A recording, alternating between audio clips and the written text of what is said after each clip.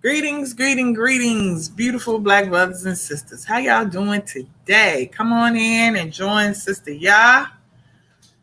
Uh, come on in, everybody. I'm going to bring in our sister while we wait for people to come onto the channel. Hello, sis. How are you? Let me see. Your sound, your volume, your mic. I don't hear you. Let me see. Where is this?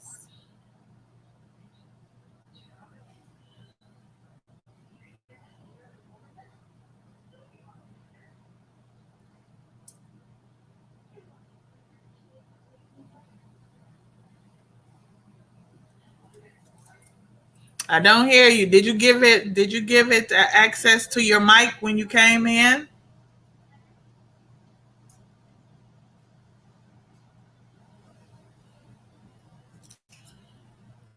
All right, we're just gonna give our sister a few minutes to get it. How y'all doing? Hey, Terrence.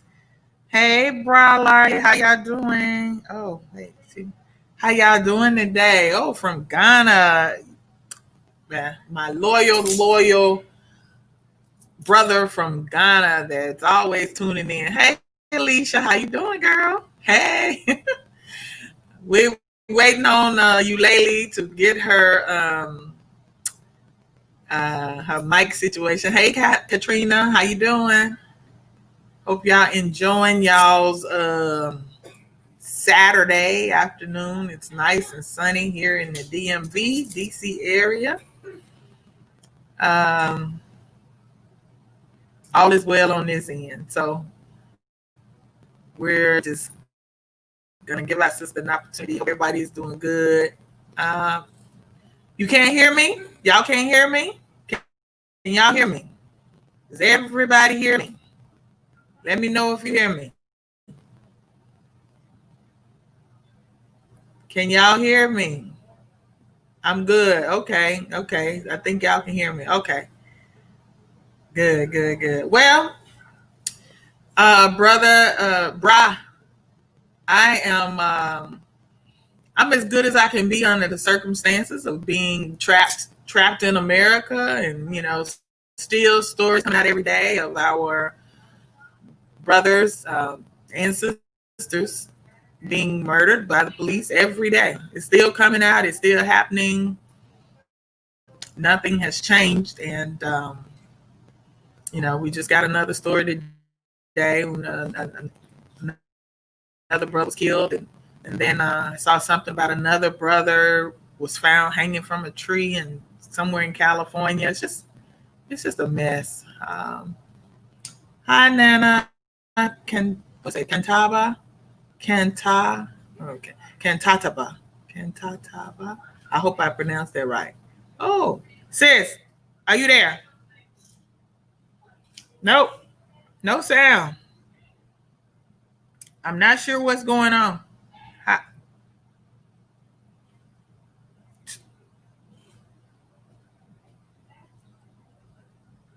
Okay. I don't know. Okay. We'll have to let you go, and either I don't know what's going on with the device you're using, your laptop, but the sound is not coming through. No, we can't hear you.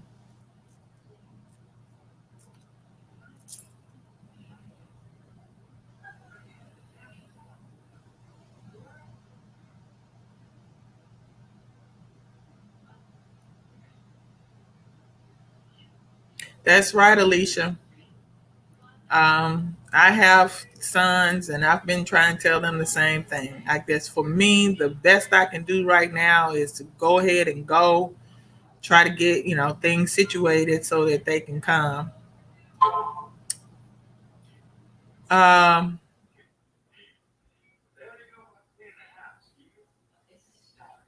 sis, okay. Go ahead and go on over there, because they are adults. And even though I think they are, it's not like they're not aware, but you know how people are. They think it's never going to happen to them. or, some people are so attached to this place that it's difficult for them to see that we can have, fulfilling lives other places. So I just don't know. It's so many things. I mean, that keeps people attached to a place. But for me, I see horror here. So there's, other than my family, of course, family and friends, that's the only thing that would make me, continue to come back here and visit and things like that. But to stay here, no, I'm not interested in it. I'm not absolutely not interested in it. Katrina said, I tried to tell my daughter for my grandsons, but she does not understand or care. She's having too much fun. Yes, she is attached. And this is what we struggle with, those of us who know better and, who see the dangers and understand that we, really, that's my husband back there. Hi, honey. Say hi, honey. Hello, how you doing? That we really have to, make that transition and get on back. And even my husband, who's Ghanaian, has been saying the same thing, that, we can't stay here. It's not safe. This is not safe. So he was just saying this early this morning that, America is not the place for Black people. Yeah, me too, Alicia. Alicia says she will come back and see her family maybe once a year. Yeah. My goal is to try to encourage my family members to come visit me over there. And then once they get there and they see, how much better it is for them, that they will all begin to also start making the transition. That's my game plan. Even if I gotta try to buy some tickets and, once a year and be like, come for a visit. So people, once they know somebody is over there and established and doing okay, I think they would be more inclined to come over, once they visit. Honey, why you showing off all my properties? Listen, he do not wear shirts in the house. Yeah, I don't care what time of the year it is. This guy comes right in the house and start undressing. So, well, honey, don't forget the camera on. He's showing off all my belongings. Yeah. And Princess says she is so ready to go. Yep, absolutely. Yeah, Alicia, good idea for fam to visit and then perhaps convince them even better. Yep, that's exactly what that's the strategy I'm gonna use. Katrina said, Brianna really woke me up. No knock changed it for me. If they can walk into your castle and kill you, we are unsafe. However, I will visit America from time to time. Oh yeah, isn't that do you know that sister? Was the sister down in Texas right after Bolton James? You remember when Bolton James, the chick went into his house and killed him, and then there was a sister, and down there that was playing with her nephew right after that, playing with her nephew in the house, and somebody called the police. They said the door was open, and they just went up in her house and killed her.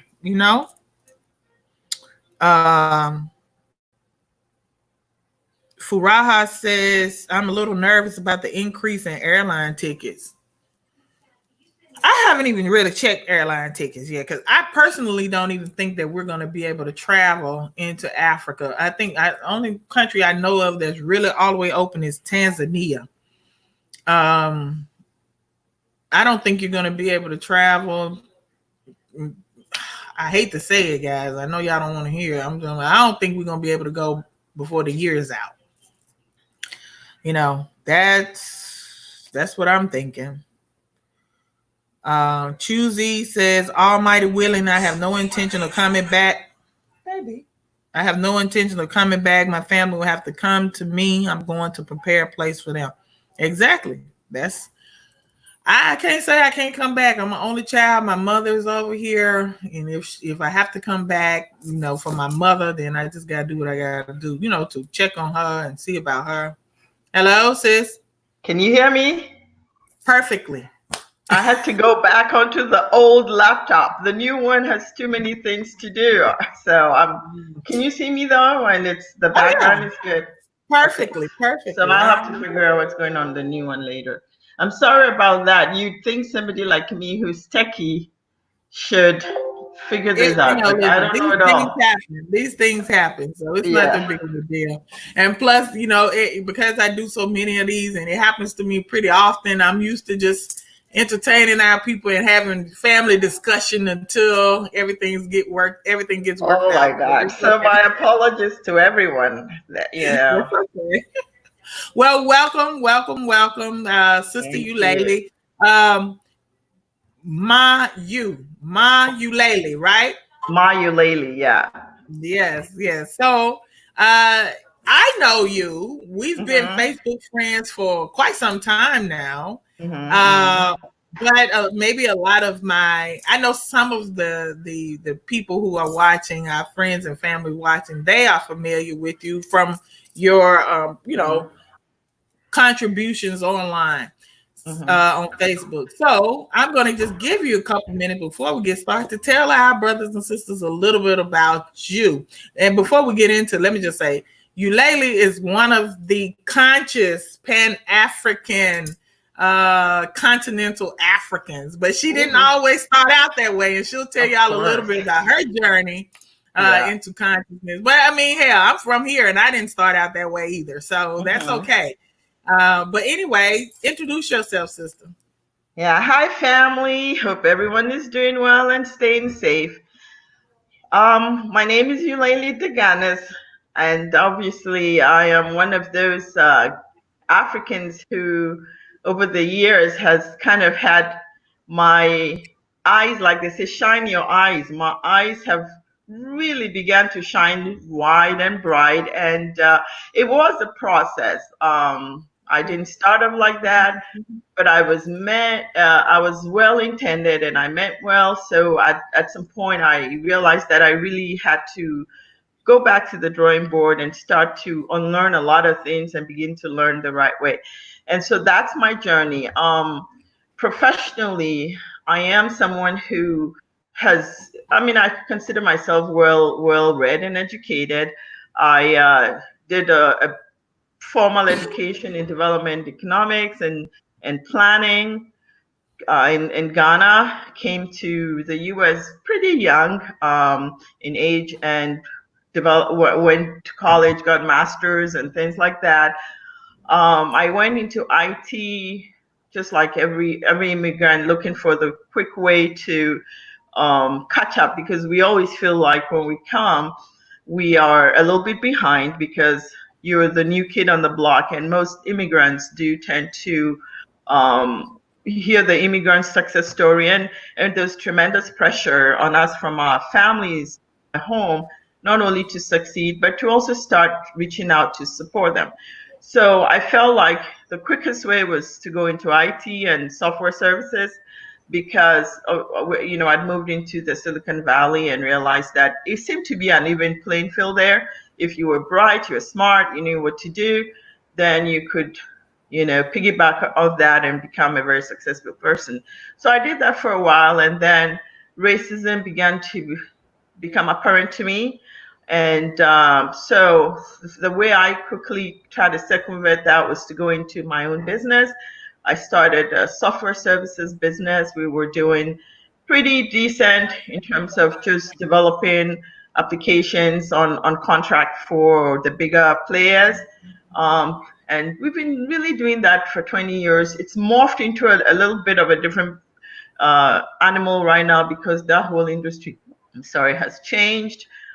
People are no longer using humans so much. A lot of things have gone virtual, but we've stayed up. So that has been my pathway. The last 18 months to 2 years, I've been re-transitioning back to going to Ghana fully. I am very interested in educating people, because I think that by far the biggest challenge to Africa has been our minds. Our minds have been terribly destroyed. Colonialism has created this person who is black on the outside, but is confused in the insides completely. We learn a lot about Western ideas, but then it puts us in that place where there's nothing about the African that is good. We have achieved nothing. And so my idea for my repatriation has been to really go back and begin to share knowledge, because I do have a little bit of resources. I've also started working more in a formal way to bring young girls into formal situations and have critical thinking sessions, do little activities, but leave them hungering for more when they leave. I'm also very Pan-African, so in all of that, I'm trying to interact and share with my family outside so that we can all put our hands together this problem, racism, colonialism, the destruction of the African mind, and restoring ourselves in a very authentic, modern, and exciting way. So I guess that summarizes me a little bit. Yeah. So, sister, are you like me? How do you feel when you see our continental brothers? Okay, let me say this. When our continent, for us here, we get the feeling that our continental African brothers and sisters do not understand when we try to tell them what's happening. And we feel like they are really, in a lot of ways, disconnected to what's happening to us. I've actually had some continental Africans, talk about racism, talk about what we are enduring as something that we should just ignore. Don't worry about the white people. Just focus on, getting better. Stop complaining. I've had people say, y'all should stop complaining about it and don't worry about them and just do what you need to do. It's like totally they don't get it. And when you're speaking to somebody, and especially another black person, and you're telling them it's not that easy, this is what's happening to us, and they say, like, racism doesn't exist like that anymore, and you people should just stop complaining and go on, a total disconnect. And this, and even when some who come over here feel like this is a Black American problem, it's not African people's problem, continental African problem. They literally, I saw on a post the other day, somebody saying like it's not the Africans that are being killed, so it's like they have a totally disconnect from it, which is not true. We know that plenty of continental Africans are killed by the police here, and and have to go through racism and white supremacy here. But what do you have to say to continental Africans who basically, it's like, have cotton in their ear when we're trying to tell them and they don't hear?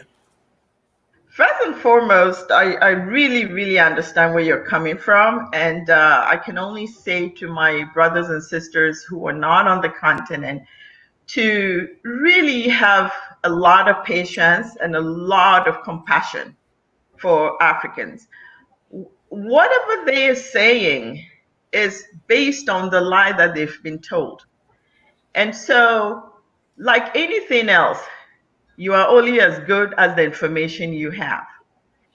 Garbage in, garbage out. And Africans have been told a lot of garbage. So I try to tell people that in as much as it hurts and it makes you feel like the Africans don't get it, they are only emoting what has been told to them until they know something else and something different. Diasporan Blacks, luckily, you have access to information. Even though the system has oppressed and has kept you down, information is one of those things that, once it's out in the sun, it's available to everyone. So you try to sit on it. But when you let it out, unfortunately, sometimes that can be very funny. But bear with me, family. I use these anecdotal things to get points across. It's like farting. You can hide it quietly, you know what I mean? But once it's out, it's out. Everybody smells it, right?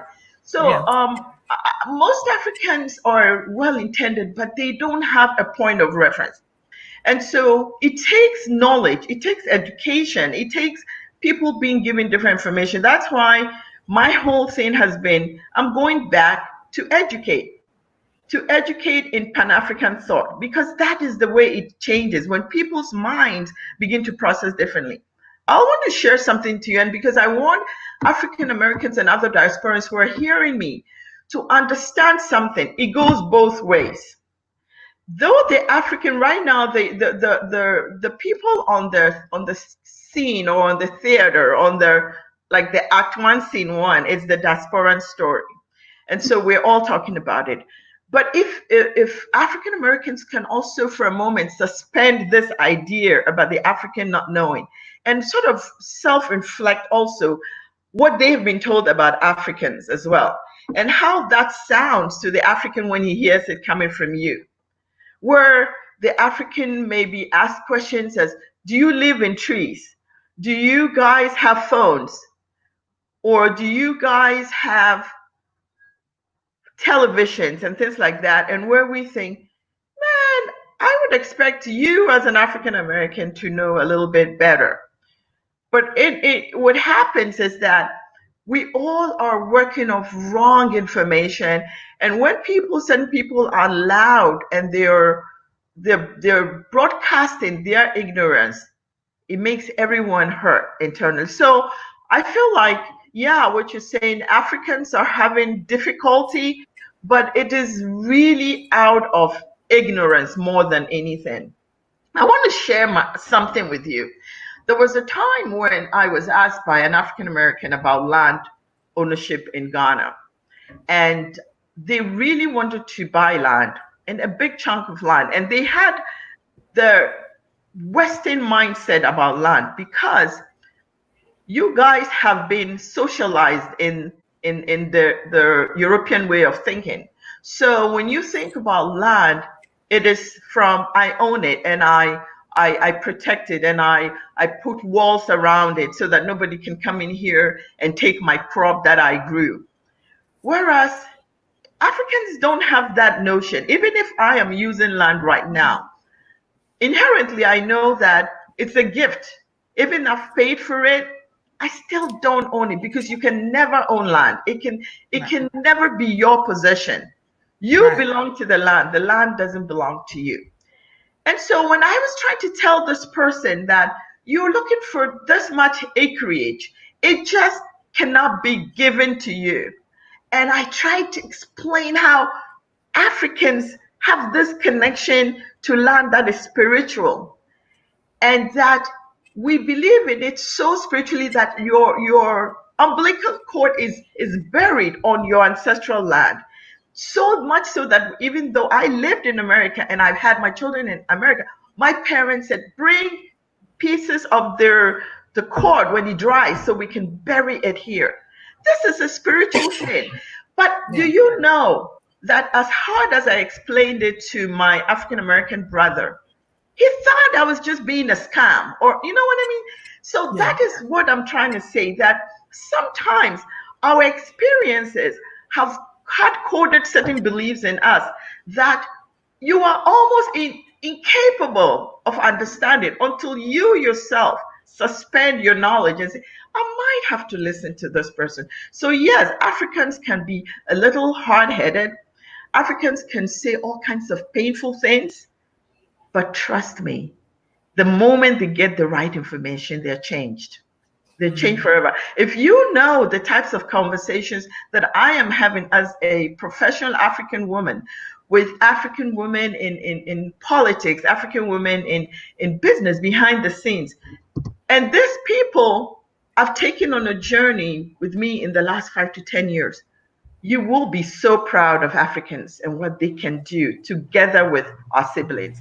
So please, I want to share this.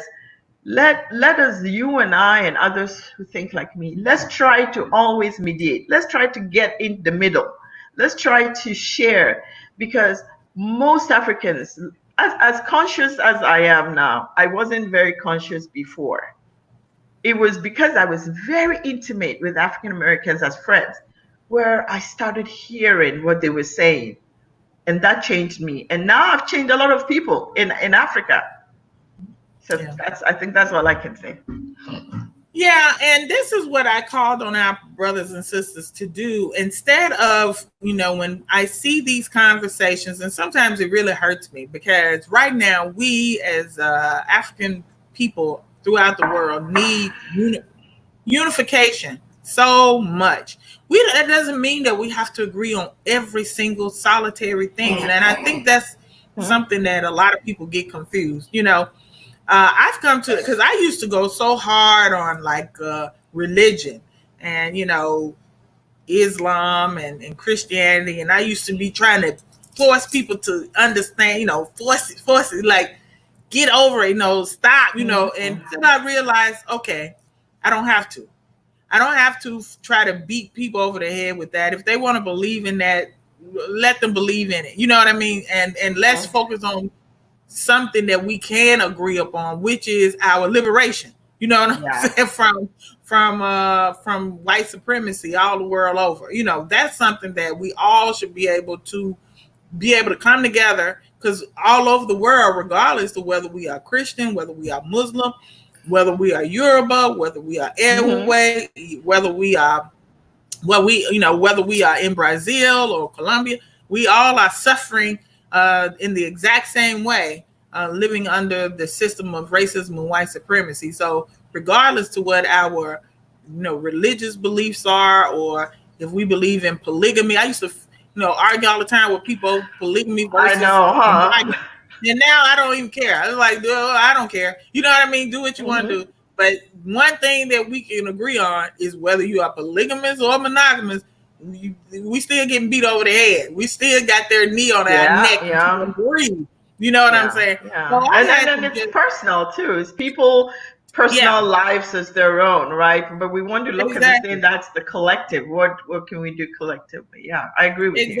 Exactly. So I decided, let's focus on, what we do have in common, to lift us up as a race, and that is to stand up together in unison against the people who are oppressing us all over the world. And so that's my approach now. But as with anything, maturity. I'm almost 50 years old. Age has something, has a way of calming us. And I do also agree with you that in the journey of trying to liberate ourselves, I feel like there are roles. There's a period in which you are in the warrior mode where you fight, and then after that you let other people roll into that, and then you roll into strategic thinking and how do we put together the plan, and then you roll out of that, and then you become the generals. You are the one director. So I look at it more like that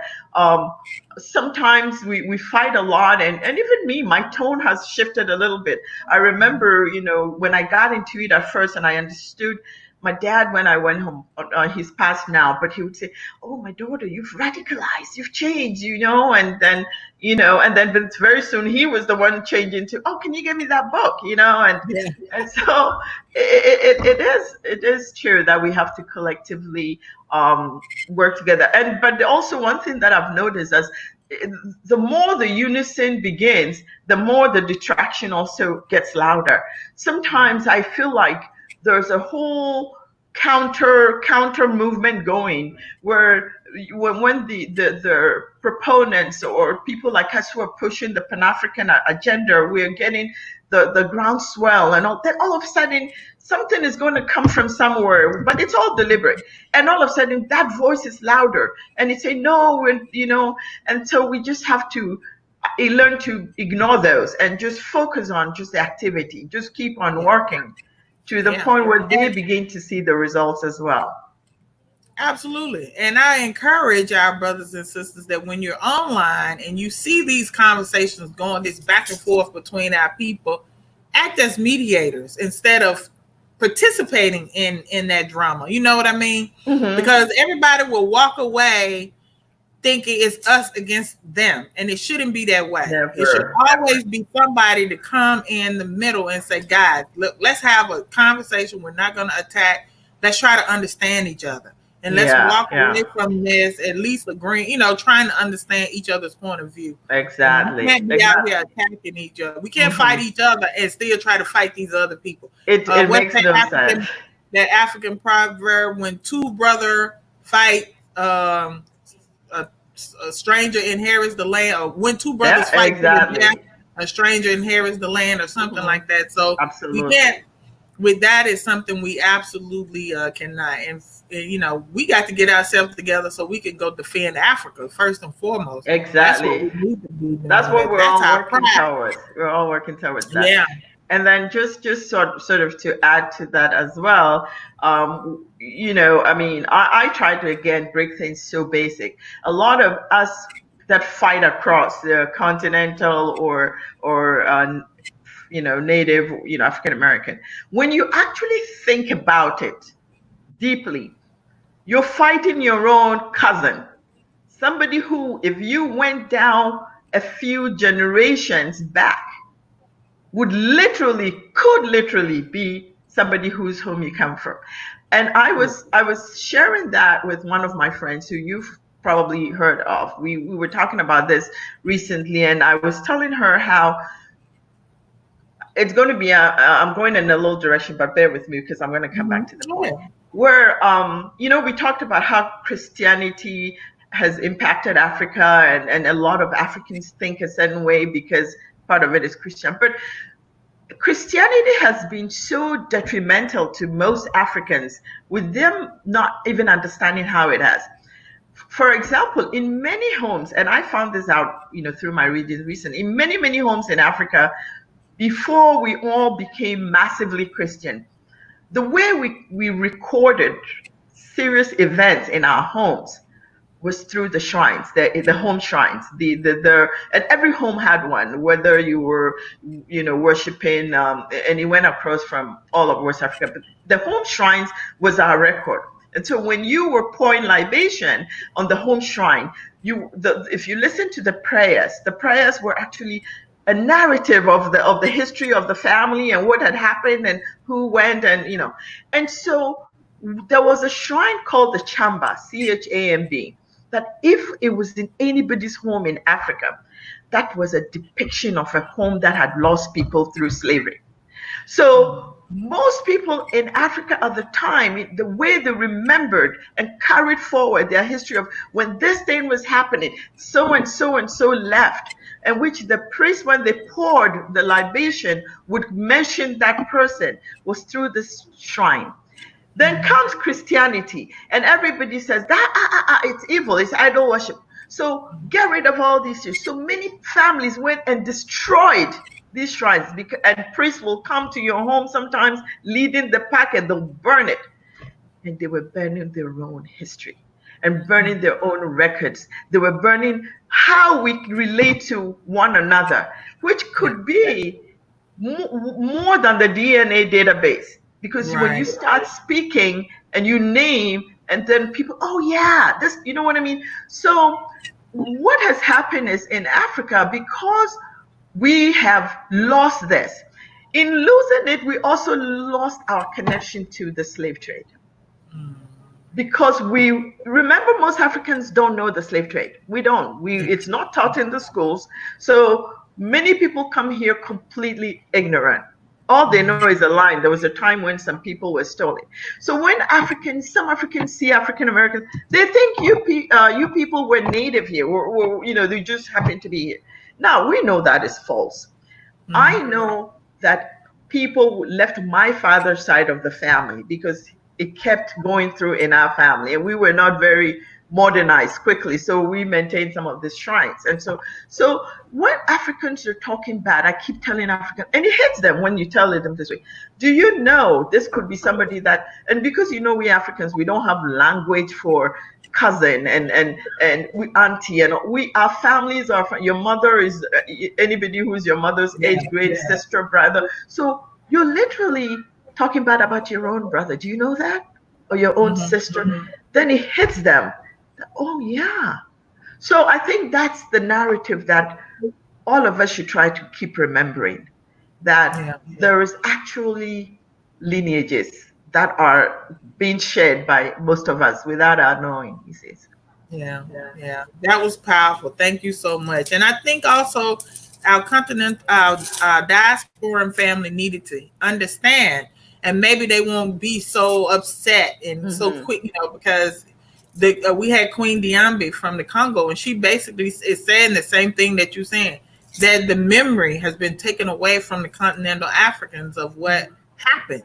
And so we have to go and help our people remember. And a lot of them absolutely do not remember don't know what happened to us.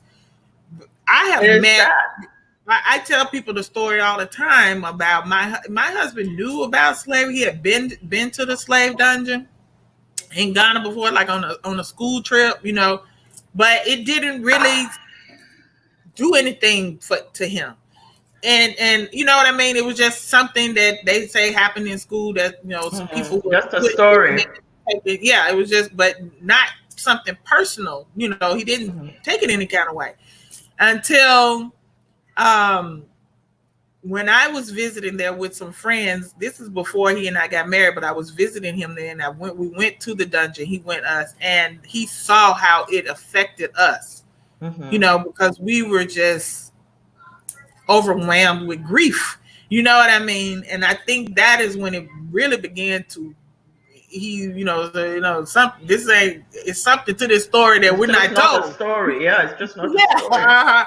And so then when he came to the States, and he was able to, I took him to the African American History Museum over here in DC, and inside that museum, it's like it's anybody who haven't gone there yet, I highly recommend, whenever everything opens back up, that I tell people you have to go in there, because it's like a time machine.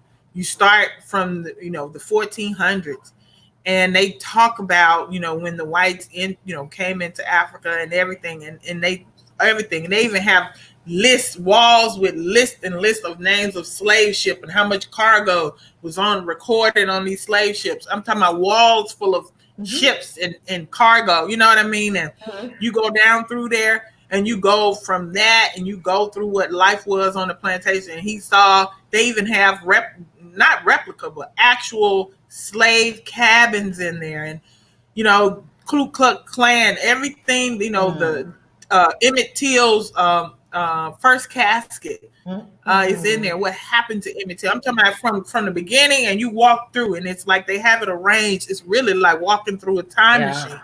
And you come through all of that, up through Jim Crow with Malcolm X and the civil rights era, and at one point I looked at him, and I had never seen my husband this sad before. Like sad, like so overwhelmed, sad. And I was like, "What's wrong?" And then he said to me, "This is the first time in my life I ever feel like I'm about to cry. I never felt like I wanted to cry before, but I feel like I want to cry." And he said, "I never knew this happened to you all. We're not taught this. We don't know that this is what happened to you all." You know what I mean? And I really think that we need this information in Africa.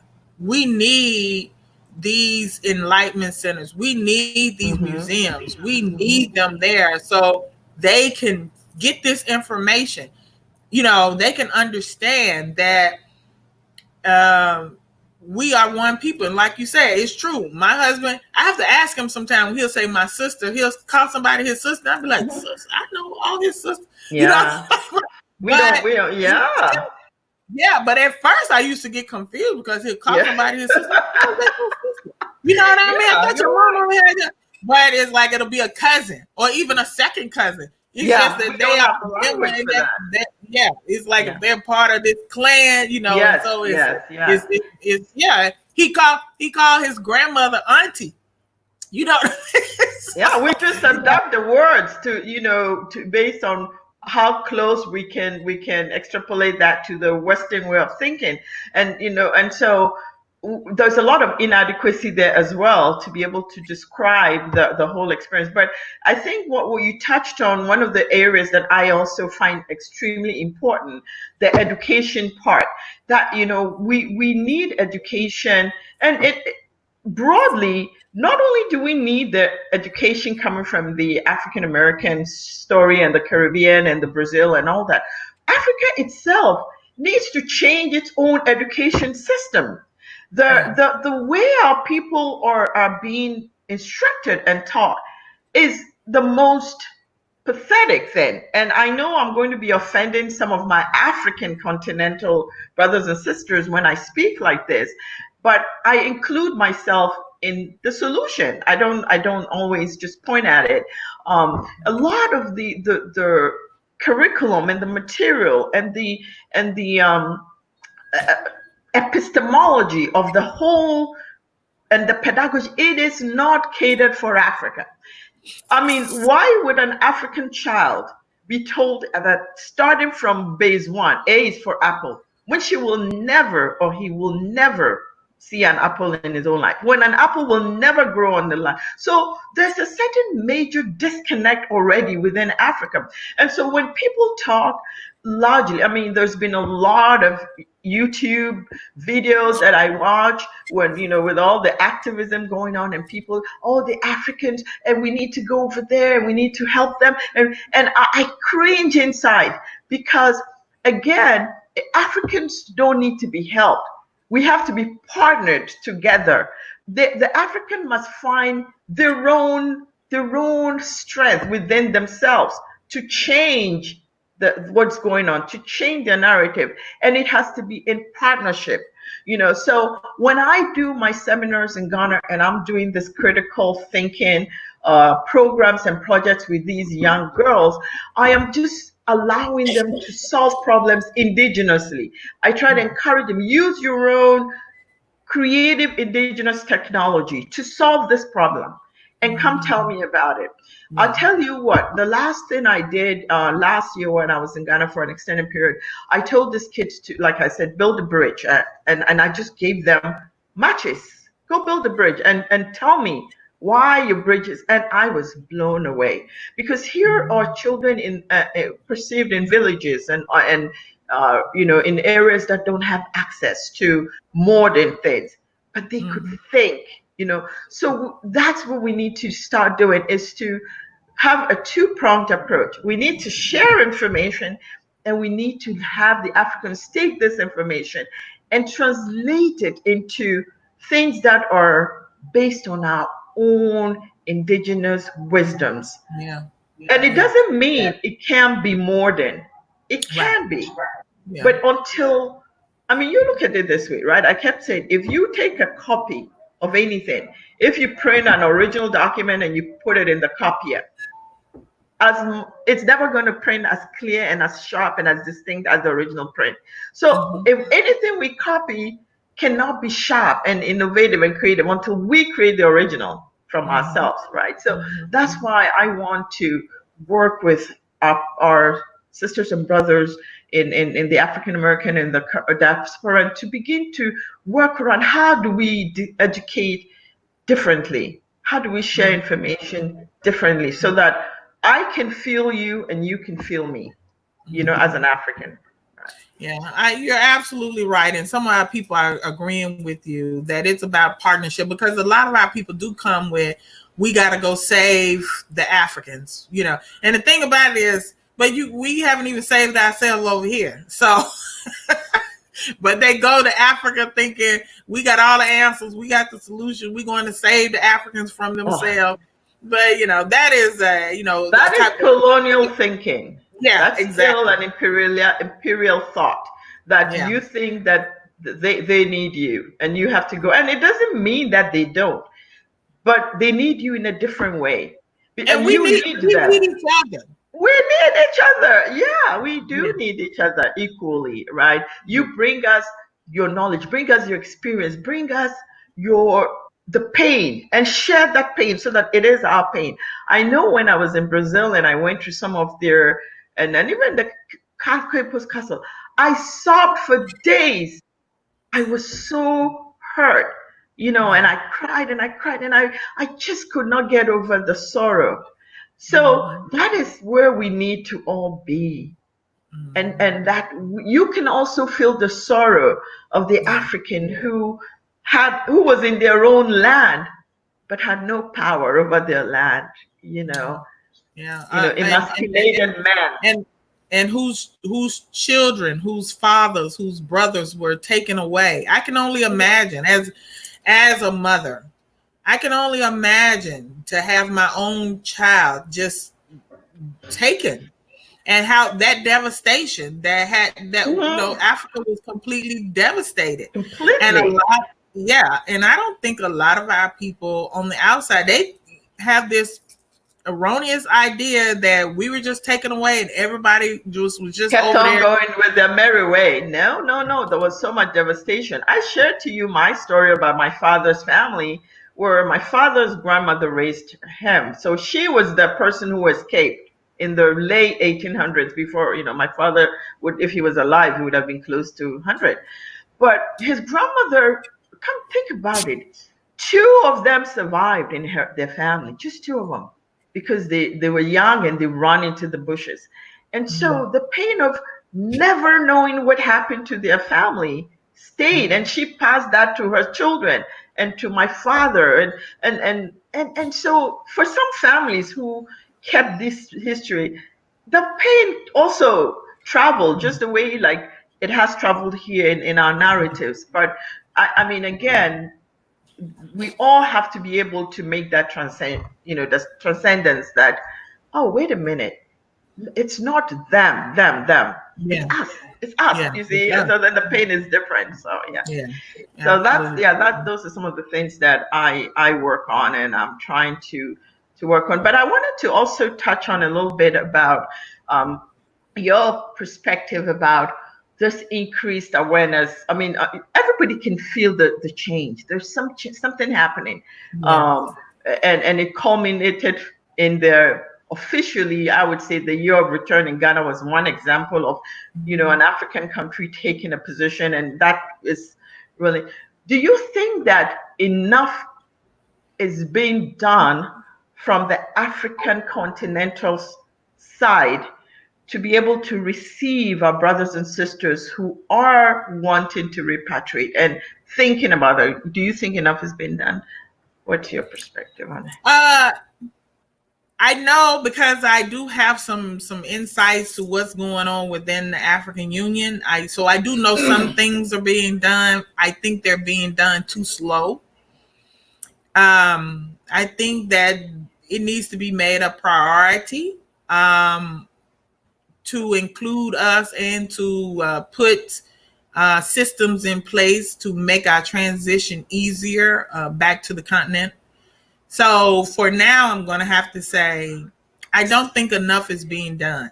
I don't think that we're being made a priority, and a lot of times we're just looked at as economic opportunity, and a lot of Africans in the diaspora take issue with that. Mm-hmm. That is why is it just about what money we can bring? You know what I mean? Mm-hmm. We have this.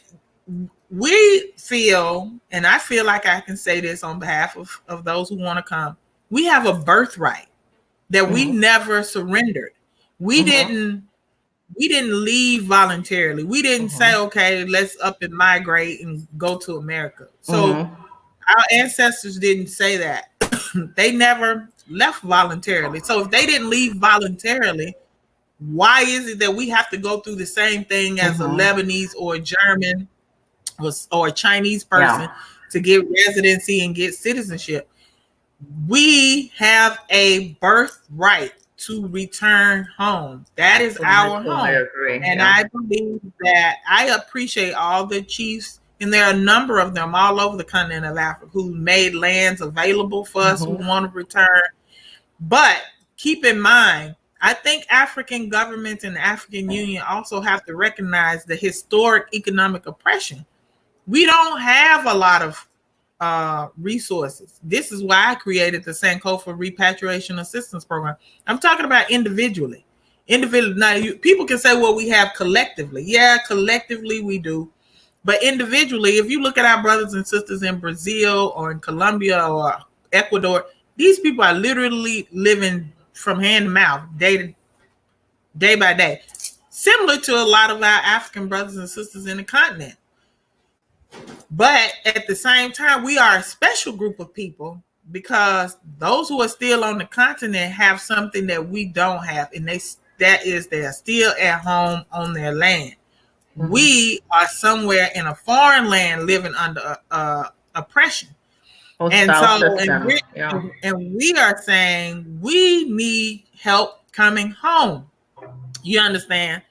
So, and I think that because we're not asking for handouts, we're anything like that, but some concessions, some things need to be made, and also they have to explain these things to Continental Africans so they don't feel like we're being catered to over them, or to create some type of division. They have to go on a campaign and say, these are your people who were taken, right?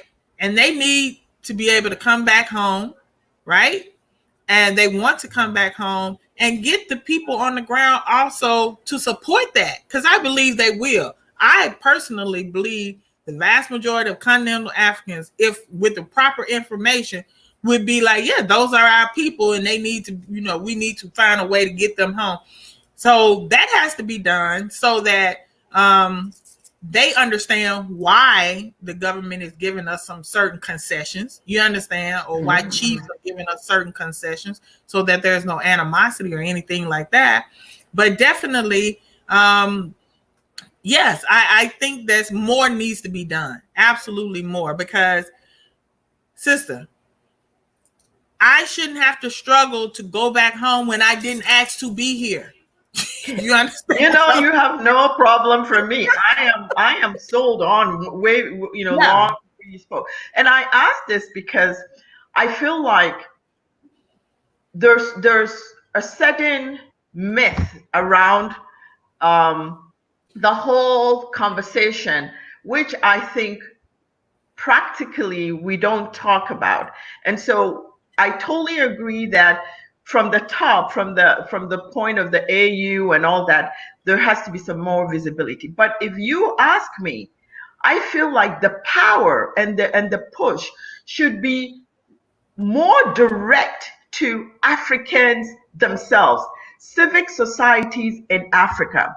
Because my thing is, when it becomes personal, when it becomes personal to the point where the policy makers, because remember, we're talking a lot of this must happen, but it must happen in a framework that is political, in a framework that is economic. It's a framework that is socially acceptable. And so those are the systems that I think we should attack within African countries, that the integration of African Americans and Africans on the continent is happening holistically, so that the African, when he's speaking and he's asking for change, is again not asking for change for anybody over there. I'm asking for change for my brother and my sister. So what? It's a moot point. So that's again why I think this topic we're talking about is very critical. The role of the professionals, the African civic society itself, in engineering this change on behalf of our African American brothers and sisters in our Caribbean. We become your mouths. We become your agents there, asking that this happens for our brothers and sisters, because I don't focus so much on the economic part of it, because Africa itself has an economic mess it needs to clear up. So I mean, let me give you an example again of how I narrate some of these things. For example, in Africa right now, there's this big talk about Africa going to be the breadbasket of the world, and people are talking about agriculture, and I when I hear this thing, on the face of it, it's wonderful. Africa, and I hear so many people talk about it. But is that my position? And is this the position that I'm in the background supporting to African policymakers? Absolutely not. Because Africa cannot be a breadbasket for the world directed out of Europe. Europeans can't come and tell us Africans are going to be the breadbasket, and then we're going to jump on the bandwagon. Where is the Africans' interest in all of this thing? Why should Africa use its land, its water, its minerals in the ground to feed people who are not children of Africa? We must, when we engineer Africa feeding the world, it must be African thought, African driven, and African directed. And we're not going to continue to be plantations growing food for Western people to come and take. We're going to grow it, we're going to process it, and it has to be food that we Africans can benefit from as well. So if we eat cassava in Africa, we want to feed you cassava to the world. You see, and so that also comes from a place of where the Africa is whole in his thinking, where he has no sense of inferiority or deference to anyone. If we want to farm, then we have to consult with our people. Where is our local intelligence about how we farm, how we process, how do we modernize that? And we should not be growing foods that our people themselves naturally do not want to eat or do not want to process and store. Do you see what I'm saying?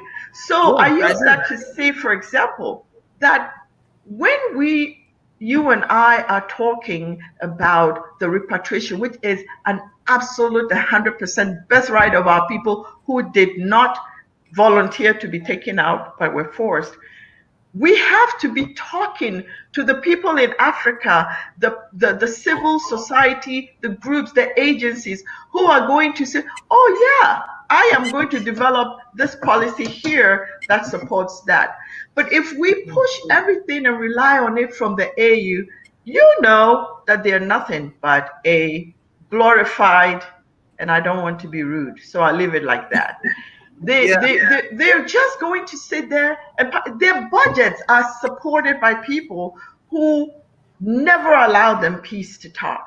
And as long as you have those francophones in there, where it's disastrous. So I would like to see more of the grassroots activity and people like us preparing and familiarizing, so that these people who are the ones who come through and start having the conversations that led to a year of the return in Ghana can also begin to talk candidly behind the scenes about what do we do. And then your group, African Americans, with your knowledge, can feed into that.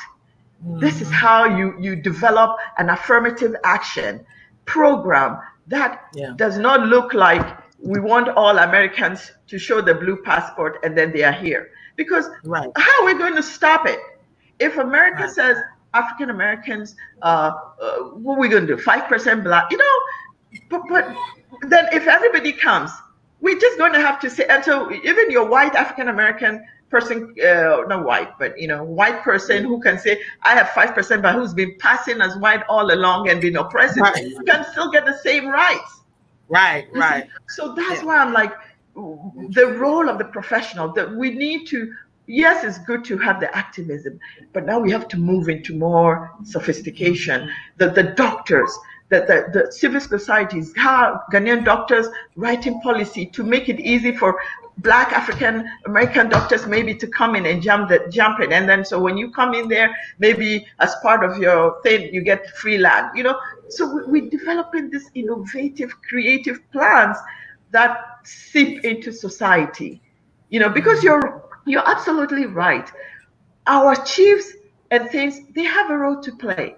The African themselves have to be woken to what is happening so that they can't, it's not convenient for a mischief maker to say, you see, look at this political party. They bring in all these foreigners to come and take your jobs. You don't even have it.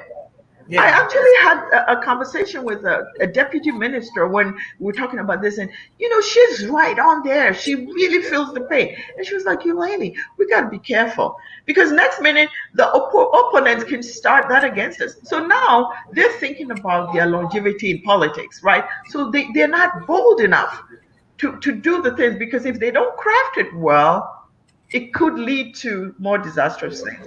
So yeah, that's my take, that we move more into strategy right now. Yeah. Well, I think probably what needs to happen is we need our people on this side to get with the lawyers and the doctors and every, those people on that side to come up with something. Yeah, have ambassadors to them. Mm-hmm. Yeah. And I think that would be more powerful, and it will take a little bit of time, but I think that's where the big push will begin. So for those all who say, well, I'm Pan-African, but where are the tangibles? Where are the tangibles? This is the way to the tangibles. But it's work. And I know, I can see that there's a lot of behind the scenes. I'm very familiar with what's happening in Ghana, that. And these things are happening already. We're talking. And people are saying, this is how we do it. But we need more information. And I never think about the economics of it. We don't need economics. We need me, you, face to face, and loving each other, and being friends, and being family, you see. So. Mm-hmm. Yeah, absolutely. Well, wonderful, wonderful. Anybody have any questions? Our sister Eulalie is on point. Let's see. Terrence said it's like the African Union exists for China, France, and the U.S. Can I say something about the China-France thing, please? Because that's another area that I feel like we're missing the story fully. A lot of the narrative of China taking over Africa and China taking over, it's a little bit misguided, if you ask me. Now, I'm going to ask you, I know, Sister Yaa, you've been in Ghana, and you've been in cities, and I've been in cities in Ghana and Togo. And because I am a West African who has parentage in both Ghana, Togo, Benin, Nigeria, I travel all those places. And guess what? I'm looking for the Chinese. I am going to it. And a lot of this is Western media trying to influence the minds of even Africans to think that I'm not saying there's no Chinese in Africa. That's not what I'm saying. But there's no Chinese invasion in Africa. In West Africa, you go to Ghana. I don't see the Chinese. I don't see more Chinese than I see Lebanese and they're in the cities. Now there are anecdotal stories where we have stories of Chinese in some villages mining gold and all that, and then it becomes a newsworthy item. But I want to share something with you people online, seriously. Africa bringing Chinese in has been what has propelled us into an economy where now Africa is growing. The Chinese are participating in infrastructure projects. And somebody I can almost hear say, well, can't these Africans do it themselves? Building infrastructure is not only based on your labor. Putting together a project that is capital intensive looks at the knowledge and skills of your people themselves, the ability to move machines and heavy machinery and fix them. It looks at how do you finance this thing on a continuum basis. And then it looks at training and transfer. All of this together is a capital project. And that is built into the cost of that project to make it what it is. Africans for a long time could not get the capital projects funded by Western interests. There is a history to these things. Africans, when they became independent, were in a quick and a justifiable fast drive to move their economies into modernity. But Western interests or the ex-colonialists made sure that before they exited, Africa was put in a place where Africa could not be a competitor in terms of manufacturing, because their hold over Africa was to continue to provide us with manufactured goods. And manufactured goods was what kept them in a transactional relationship with Africa. So when Africa builds infrastructure and can begin to manufacture these things for itself, then that automatically removes the Western. So they wrote conventions, they wrote complex relationships with Africans, some of which could not be broken for 50 years or for 100 years and all that. Now, when some of these things grandfathered out and the Africans would go over to because again, I'm talking about capitalization. Capital is a lot of things. So most of these things were not inherent in Africa. 50 years ago, you could count on your fingers how many civil engineers Africa would have. And then let's say in 50 years, we've trained so many. But then they also need to have a certain practical hands-on over years, testing, breaking, using our environmental, soils, all those things together composite what we call the capital accumulation. And so when Africans try to get the security in terms of funding and the skills to do these things, the banks would say to the Africans, we are not funding your infrastructure. So we will fund export-import things that would allow you to grow more cocoa, grow more rubber, grow more. But if you're going to put it into building roads and building schools and building sanitation projects, you're on your own.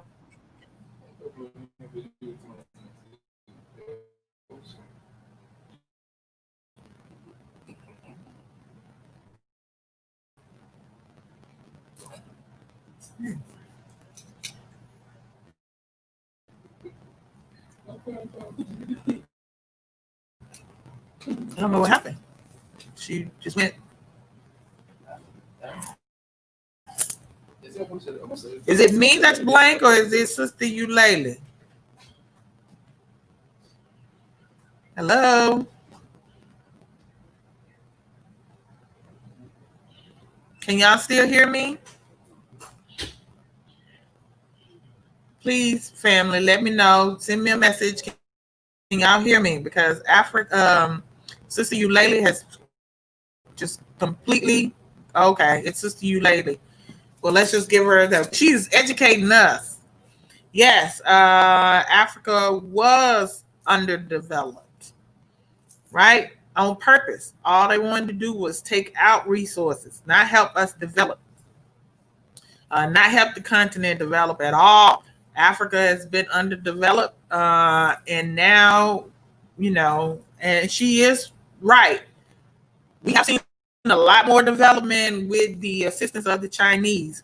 And she's right on another thing. I don't see a bunch of Chinese when I'm in Ghana. She said she'd be looking for them. I don't be looking for them either. Now, if I go to the mall, I may see some. But listen, there are a lot of Chinese here in the United States, and nobody is saying anything about the government. It's just people go where there's opportunity. And there's opportunity to have businesses. This is why we should be going to Africa, for the opportunities that it also exists for us as well. Am I back on? Economically, so let's see our sister. Okay, sorry. You're back. I don't know what happened. It's the man. They don't want us to keep talking. So you were saying about how they purposely kept Africa underdeveloped and would only give the loans for them to create goods for them to take out. No, absolutely. Out. And if you speak with technocrats from Africa, you will understand that the Chinese became a saving grace for the Africans. And we know that the Chinese was looking for influence. The Africans understood that China is trying to become a superpower. And so they need us, and we needed them. Now, I'm not saying that the Africans should fold their hands and let the Chinese come in there and run the show. Absolutely not. But I feel like, again, being the person I am, that I have the background and I have the understanding, and I talk to people, some who are decision makers, that I can at least contribute to the conversation for clarity, so that people understand that it actually hurts the narrative when the people who should actually be understanding, and like I said, this shared information that they understand and articulate also from the point of view of the African, because we are trying to build where everybody is trying to pull us down, and you understand that very much so.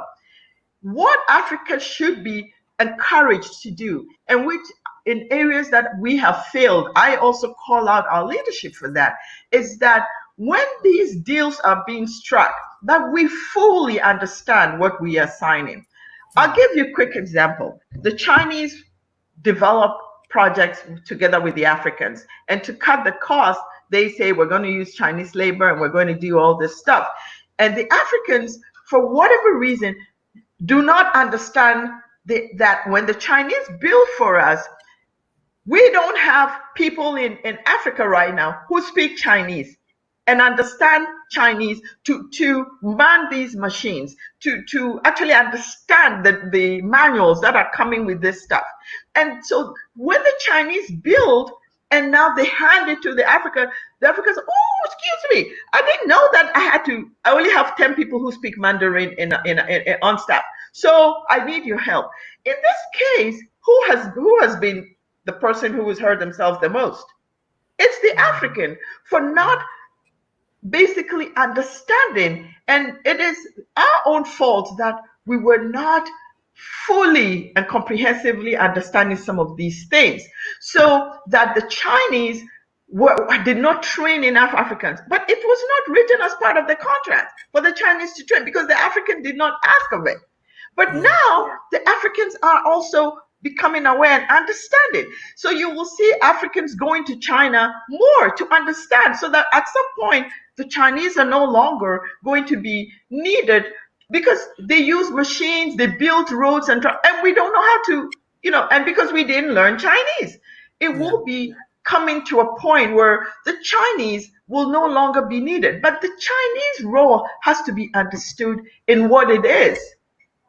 If we become tools and the mouthpiece of Western and European interests who want to continue to sit on our heads, the Chinese are there, the Chinese are there, we are turning away. I never feel like Chinese are saviors to me. I don't feel like any African feels that way. But Africans are becoming smart too. Those are coming from the West, those are coming from Europe.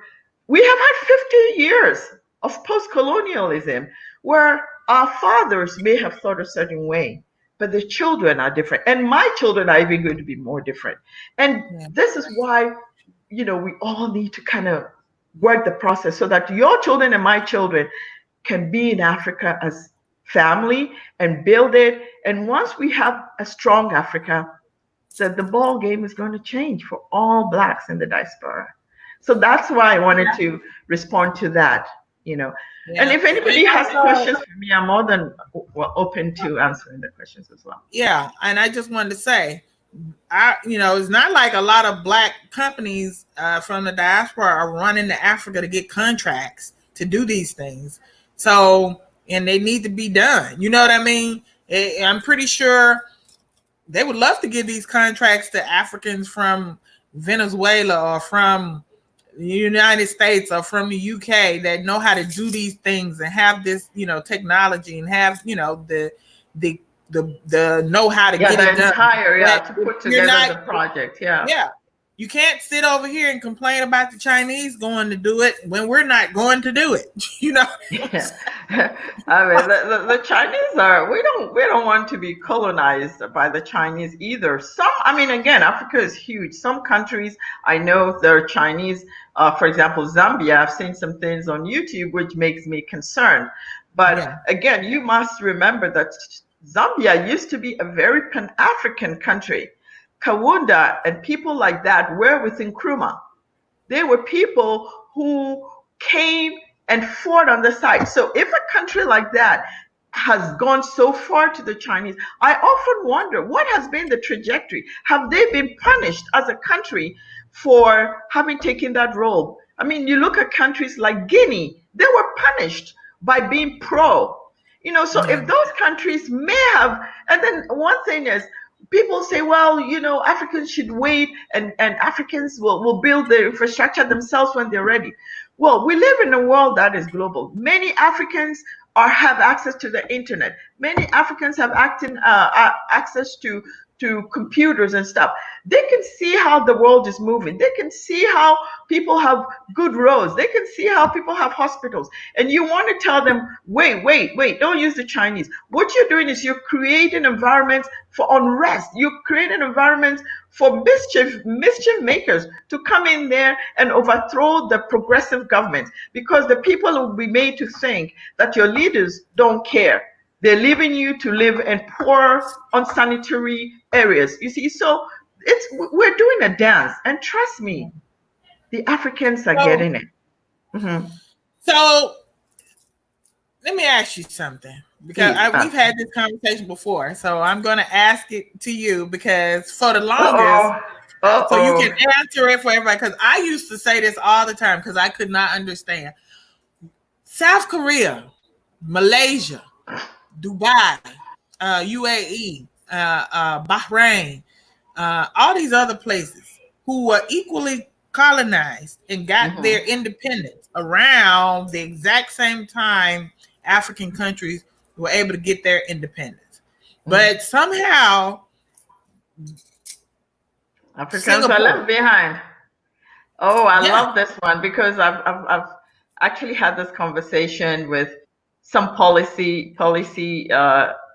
innovative policy thinkers in Africa, Ghana, Togo. So I think I can try my hand at it. First and foremost, I think the main problem has been culture. The African culture has been the culture that has been bastardized so terribly that has been the saving grace of all these people, that their culture was kept intact. You look at India, you can see the continuum of the Indian culture, their dressing, their language, their writing, and all of those things. Writing also has been with these people for a long time. The Koreans, the Chinese, and all that. The Africans, unfortunately, that is the two areas in which we have been attacked the most. Culture, and then the lack of writing. Now, am I going to agree with what people say that Africa had no writing? Absolutely not. Africa was in the process of proto-writing. Europeans were not also on the game till they were able to massively create the printing, the Guggenheim or whatever in the 500, 600 years, when they created the press and made information available to everyone, and people begin to read or write. So what had happened in Africa, this is my historical perspective, is that we were in the stages of proto-writing. Because if you look at the way writing was emerging in Africa, it was emerging among the priesthoods and the secret societies, where you know things like in CBD, in the Igbo, like even the Shanties, in Adinkra symbols and all that. That was, you could see the continuum of that from the hieroglyphics of from Egypt, that our people wrote and they exchanged information, but it was in proto-writing. So we were not writing symbols alone, but they were drawing images to reflect the passing of an idea. I think that process was disrupted by our engagement with, or our encounter with, the West. Somehow we lost the momentum in documenting our stories, documenting our ways of doing things, documenting our old adages and our wisdoms. So it was like, coupled on that, the chaos of slavery. for 200-300 years. Imagine a society that is losing its best, its young, its creative elements. And this is over a period of not one generation, 2, 3, 4. I believe that the chaos that was happening was so of such gargantuan proportions that a lot of the civil things had to stop. So without writing your own and documenting your own, we lost everything. So when after colonialism, imagine we lost everything and then we were plop. We were given this one from Europe, which is basically telling us you are the hewers of wood and there's nothing good about you. You are the demons. Your religion is the devil. Look at Jesus. He's white man and all that. So there's no need to continue on yours. Right. So I think that those are, if you ask me, those are my two answers, that our culture was completely destroyed. There was chaos in the society for a long time till the 1800s, the Berlin Conference, chaos. As in, I'm not able to stay here and be sure I'll stay here. Maybe I got to hide in the bush back, you know what I mean? And then our loss of writing. Writing, I think, has been what has destroyed us the most. Yeah. Yeah. Okay. I think, I mean, that's definitely, it makes sense. It does explain things. You're right. This is why I get so, I ask my husband all the time, because I know even in Ghana, they have a day where they basically tell people in the offices that they, to wear a traditional African cloth or print, I think it's on Fridays or something like that. It's coming. When I'm watching, a lot of the leaders from other countries, when they go to these meetings and stuff, the Arabs wear their traditional, that long white thing with the thing on their head, but the Africans will go with suit and tie. Suits and ties. And look like my husband and I talk about this all the time. Huh? And look like stuffed pigeons. That's what I'm saying. I'm like, why can't they wear their own clothes? Why can't they be just proud African, represent the continent of Africa? Why do they have to dress like white men? You know what I mean? I don't. Exactly. Or the lawyers in there with those gray wigs and those look so ridiculous. Somebody asked me, was I gonna get my license in Ghana, and I said no, not as long as they. You have to wear that on those wigs, because I refuse to put that thing on my. No, their day of reckoning is coming. Trust me, they will stop wearing it. I think they're trying to make it voluntary now, that it's no longer a requirement, but that people would do some, so they're easing it down. You don't have to wear it before. So hopefully it'll be scrapped soon. Yeah, I hope. Good. All right. Well, my sister, this has been a very enlightening show. I can tell from the comments that our people really enjoyed the conversation. And so we will definitely be bringing you back on again, and we can discuss some more, because more than anything, I want us to break down these barriers that's keeping us divided. And the more we have these type of conversations, we got people from Ghana that are tuning in, listening. I see the ambassador from Ghana, who's in Spain, is actually watching. So that's wonderful, and I just want to say thank you again. Let's continue to have these conversations. Let's continue to have this dialogue amongst our people. Let's continue to break down these barriers, and like you said, we are one. We are the same. So Black people don't call each other brother and sister for no reason. That's our culture. Yeah, that's our culture. Our brother and sister. Yes, absolutely. So thank you so much, sister. Enjoy the rest of your Saturday. Thank you so much. Wish you the same. Thank you for having me, and sure, anytime. Bye-bye. All right. Bye-bye. All right, family. I know y'all enjoyed. I saw the comments. So that sister bringing, a different perspective that I think all of us need to hear. We need to, break down these walls, these barriers, this misunderstanding, because that's all it is. And it plays into the hand of our common enemy. So I, again, ask all of you to unite, unify, Do not engage in conversation that is divisive amongst African people. All of you that are watching, you act as mediators. That's your job. Take on that role. When you see that type of stuff happening, you step in and you tell both sides, that's not what we're doing in the 21st century. In the 21st century, Black people are united. Okay? I love y'all. Enjoy the rest of y'all Saturday. Bye-bye.